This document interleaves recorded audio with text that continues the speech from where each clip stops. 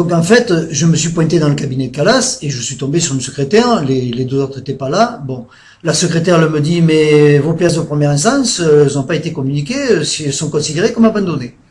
Attendez, je dis, il y a principalement dans mon dossier les pièces essentielles, c'est celle de première instance, s'il y a plus que les dernières pièces, c'est pas normal. Donc qu'est-ce que j'ai fait? Je suis rentré chez moi, j'ai fait les photocopies intégrales de tout le dossier, je me suis pointé le vendredi matin à 9 h à l'ouverture du cabinet de Calas. L'avoué, avec la totalité de mes pièces, avec un bordereau que j'avais fait moi-même en listant toutes les pièces dans le détail avec des numéros, etc. Et donc j'ai dit à l'avoué, je vous demande de communiquer toutes mes pièces, celles de première instance, ainsi que les nouvelles pièces que j'ai trouvées par la suite entre l'année de... Bon. Et donc là je me retrouve avec monsieur Calas, qui me dit, oui, vous m'envoyez ça par lettre recommandée, bon, je vais pas faire ça maintenant. J'ai dit, par lettre recommandée, ça arrivera trop tard. J'ai dit, je vous demande de les communiquer tout de suite. Vous devez le faire, j'ai encore 2 jours avant la date de clôture pour la remise des pièces, vous devez communiquer les pièces.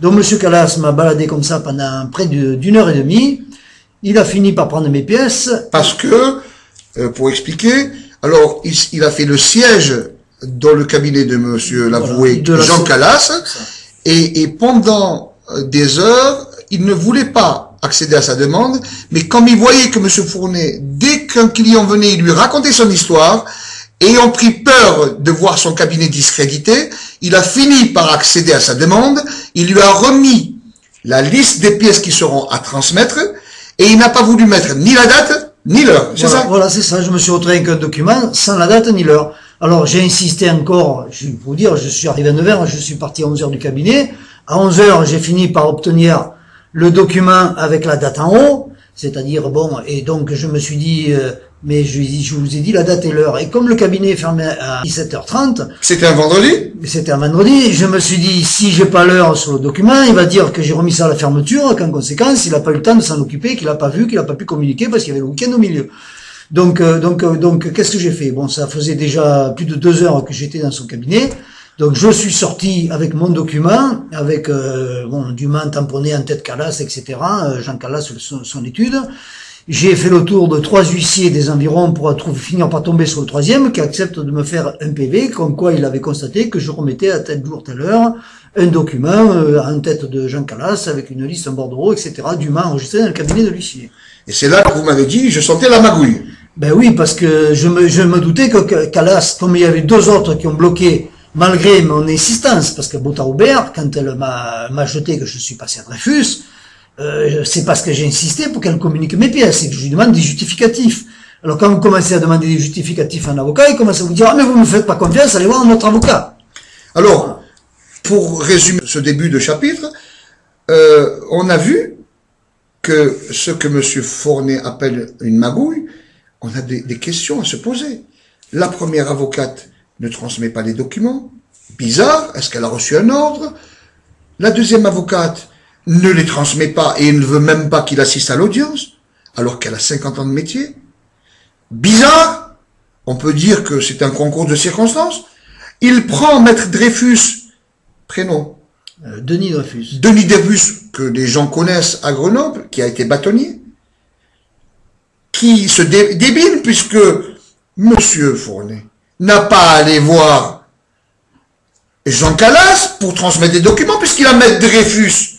Mais c'est que lorsqu'il a constaté que Maître Dreyfus lui-même n'a pas transmis les pièces qu'il fallait transmettre, qu'il s'est déplacé au cabinet de Jean Calas. C'est ça. Alors, on commence à se poser de grosses questions. Il y a plus de hasard là-dedans. Et Maître Dreyfus n'ayant pas transmis, Jean Calas avoué refuse de mettre la date et l'heure parce que moi, si c'est un avoué, il est payé. On lui demande de faire ça, il le fait, il signe, il donne, il n'y a pas de problème. On n'a rien à se reprocher. C'est comme si on voulait préparer quelque chose pour que les pièces, c'est comme si je dis, hein, je n'ai pas de preuves moi, on verra la suite. On voulait pas transmettre les preuves et il faut pas qu'il y ait un document qui prouve que monsieur René Fournet a agi pour que ces pièces soient transmises. Donc, monsieur Fournet a dû aller, après avoir reçu un document à 11h30 de maître Jean Calas, qui lui a pas mis l'heure, comme c'était un vendredi et qu'on voulait pas qu'on dise qu'il l'a eu en fin de journée, qu'il y a eu un blocage, qu'il pouvait pas le mettre pour le mardi, Alors, il a été voir un huissier qui l'a payé, encore. C'est ça. Et cet huissier a mentionné, j'ai reçu tel truc, il a validé, Voilà. à l'heure précise, donc une demi-heure après, C'est ça. vers midi, que M. Fournet avait ce document. Donc, M. Calas ne pouvait jamais dire que M. Fournet a reçu ce document la veille de l'audience, ou le lundi, mais il n'y avait pas l'heure. C'était le vendredi et avant midi. Il avait le temps de communiquer les pièces. Donc, il avait toute l'après-midi de vendredi pour communiquer les pièces, et je vous dirais encore mieux, toute la journée du lundi, puisqu'il s'est avéré que le mardi, l'audience qui devait avoir lieu n'a pas eu lieu, elle a été reportée. Voilà. D'une semaine. Alors, Monsieur Fournet, je vois que c'était un combat, un parcours du combattant pour faire valoir simplement ses droits. Voilà. Et il s'est avéré que, d'après ce que vous m'avez raconté, que quelques années plus tard, quand vous avez reçu de la Cour de cassation le dossier, puisque vous avez fait cassation, J'ai continué de suivre le dossier. vous avez remarqué que Jean Calas n'avait pas envoyé les pièces du dossier, alors qu'il vous avait remis noir sur blanc un document avec la liste. Expliquez-nous ça. Tout à fait, tout à fait. Bon, mais il faut dire que bon, l'audience qui avait suivi mon intervention chez Jean Calas, l'audience avait lieu 8-10 jours après. Ça doit être le 14 juillet 2001. Donc à l'audience, je tenais absolument à être présent cette fois. Bon, malgré qu'on m'ait dit vous n'aurez pas droit à la parole, il y a que l'avoué qui peut parler ou votre avocat. Enfin bref. Donc j'arrive à l'audience, il y avait que l'avocate adverse. Bon, il n'y avait pas la partie adverse non plus, mais bon. Donc à un moment donné, le juge il dit Monsieur Fournet ayant comme avocate Botta-Aubert. Je dis non, Monsieur le juge, c'est Denis Dreyfus comme avocat. Alors, donc, M. Dreyfus n'a pas réparé déjà. Monsieur il s'est pas présent. Il s'est pas présenté tout de suite. Alors, à ce moment-là, l'avocate adverse le dit, Monsieur Dreyfus devait venir, je sais pas pourquoi elle est pas là, elle prend son portable, elle sort dans le couloir et elle dit, je l'appelle, il va arriver. Donc, c'est la partie adverse, c'est l'avocat de la partie adverse Voilà. qui appelle votre avocat. Voilà, qui était Poli Cabanès à l'époque, qui appelle Maître Dreyfus, et donc Maître Dreyfus, arrive sur des entrefaites dans les 3 minutes, bon, comme s'il attendait le coup de téléphone, quasiment, quoi. Donc il arrive, il s'assoit direct à la table du juge avec le dossier, sans discuter avec moi ni rien, quoi. C'est-à-dire, je l'avais pas revu entre temps, donc je pouvais pas savoir ce qu'il y avait dans le dossier. Et donc quand je vois comment le juge répond à un moment donné, il dit bon, c'est une banale affaire de divorce, les non-présentations d'enfants, oh ben aujourd'hui votre fils il est bientôt majeur, ça n'a plus lieu d'être. Et puis je vois que mon avocat, il parle pas des retraits en espèces, il parle pas que l'amant de ma femme est C'est Géraud, c'est témoigné, donc le témoignage est nul. Voilà, c'est Géraud, l'amant de ma femme, qui témoigne, il parle pas du rapport de mon rapport de détective qui précise la relation adultère entre ma femme et Géraud, bon. C'est pour ça que je dis que c'est nul. Voilà, donc mon avocat, j'ai l'impression qu'il me défend pas. Alors bon, quand l'audience est finie, je dis à Maître Dreyfus, mais pourquoi vous avez pas parlé de ci, pourquoi vous n'avez pas parlé de ça? Oh ben j'ai fait de mon mieux, on m'avait demandé de faire vite. J'ai dit bon ben voilà, je me suis encore fait avoir. Donc qu'est-ce que je fais? À la sortie évidemment, le lendemain, je retourne voir l'avoué Jean Calas. Et j'ai dit, vous avez communiqué toutes mes pièces, je veux voir le dossier. Elle me dit, le dossier est chez le juge, vous pouvez pas voir le dossier, j'ai pas de double, j'ai rien du tout, voilà. Donc moi derrière, j'ai pisté le dossier pour savoir quand le juge allait restituer. Parce qu'en fait, après, j'ai appris que le juge qui devait rendre sa décision, je crois au 16 octobre, quelque chose comme ça, donc dans ce laps de temps, garde le dossier chez lui, quoi. Chez lui. Donc je suivais les greffiers pour savoir à quel moment elles allaient restituer à l'avoué Calas mon dossier, pour que je puisse voir ce qu'il y avait réellement dedans. Et le jour où le juge a transmis à Calas le dossier, vous étiez ce jour-là dans son cabinet. Voilà, j'étais ce jour-là dans son cabinet.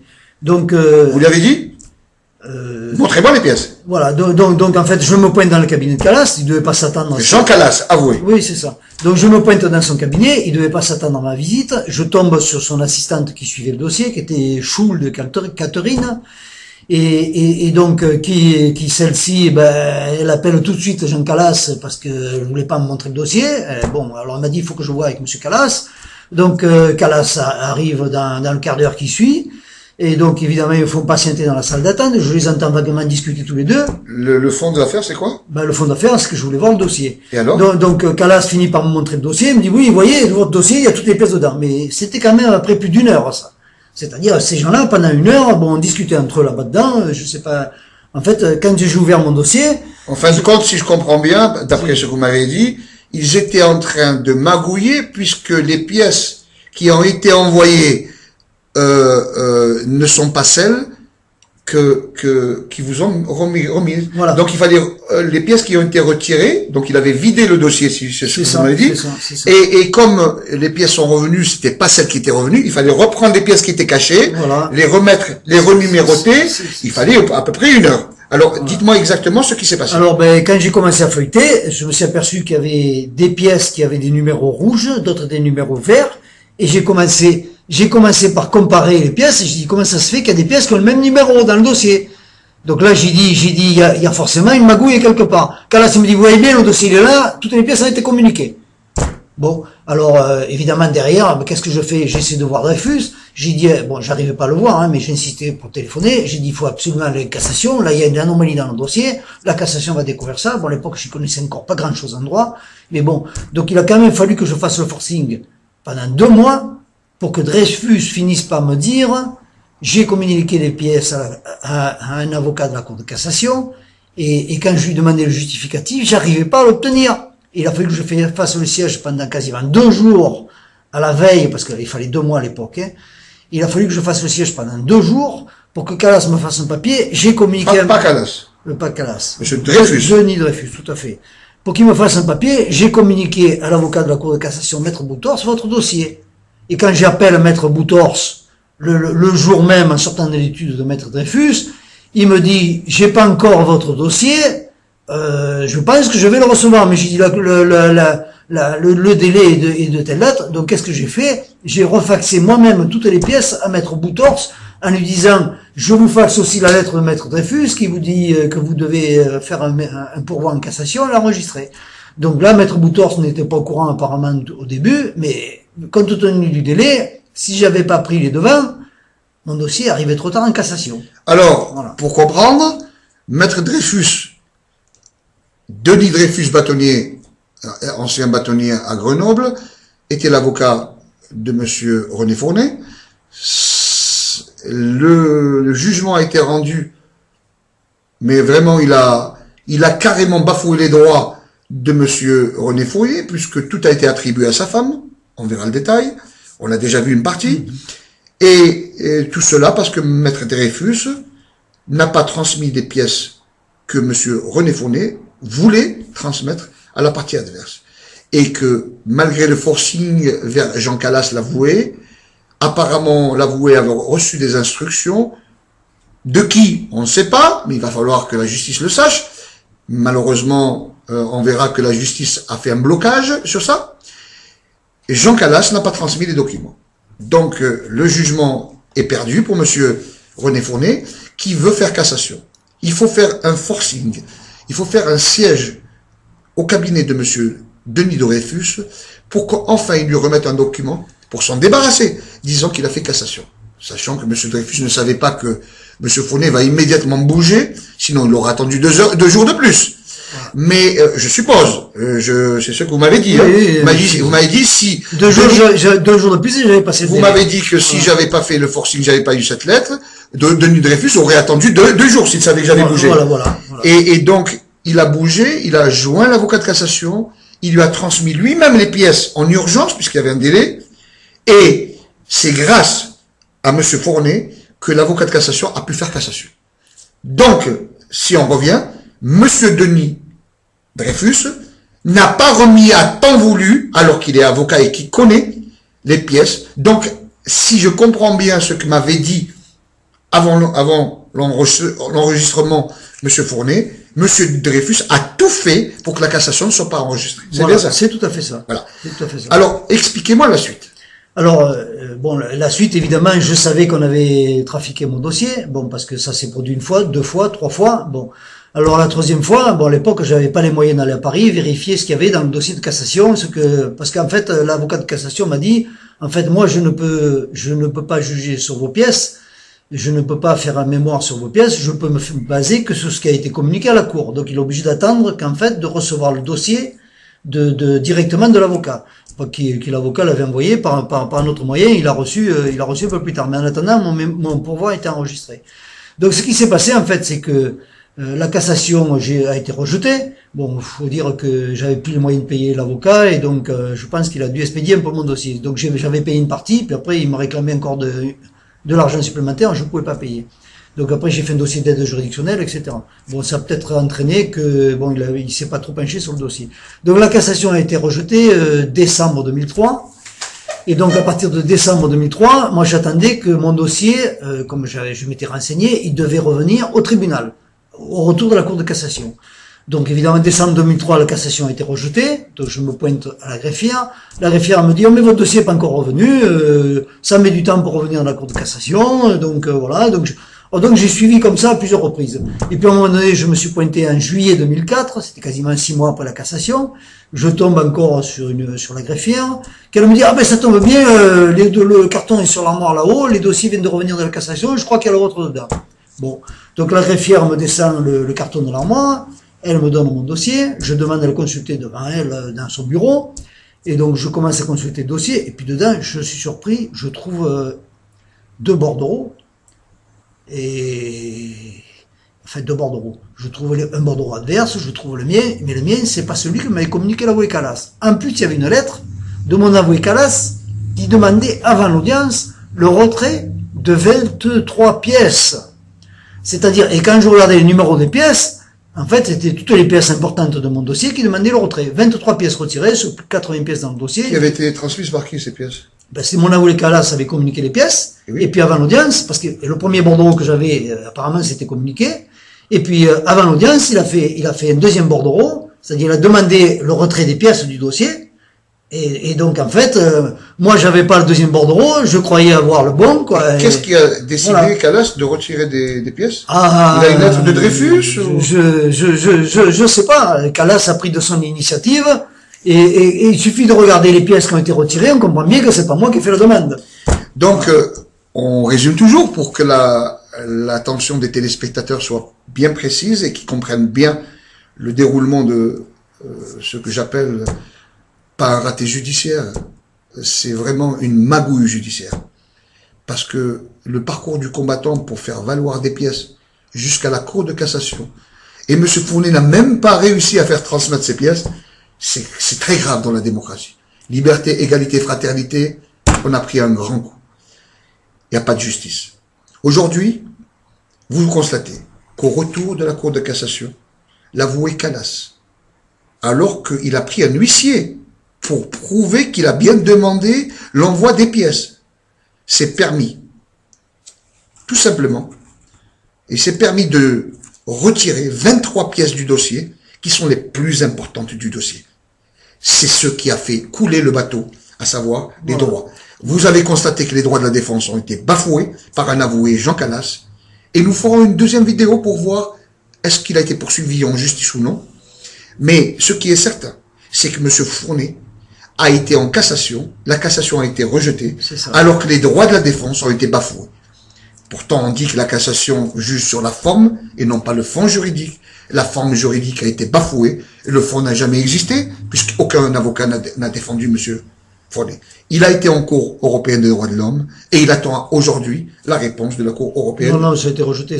Il s'est passé entre-temps beaucoup d'autres événements qu'on en reparlera plus tard. Voilà, entre autres, bon, comme j'avais porté plainte contre tous ces policiers qui avaient détourné mes biens, etc., je me suis retrouvé à être au courant d'un commissaire de police qui revendait les fichiers de la police. J'ai découvert ça en 2003. Qui était dans l'affaire. Qui était dans l'affaire, bien sûr. Donc, qui a soutenu votre épouse. Voilà, qui a soutenu mon épouse. Il s'appelle? C'était Sikoski Bruno. Qui a été condamné. Voilà, il avait déjà été condamné en 93, oui. Et donc en 2003, il s'est fait pincer par l'IGPN de Lyon, parce qu'il utilisait un des complices encore en activité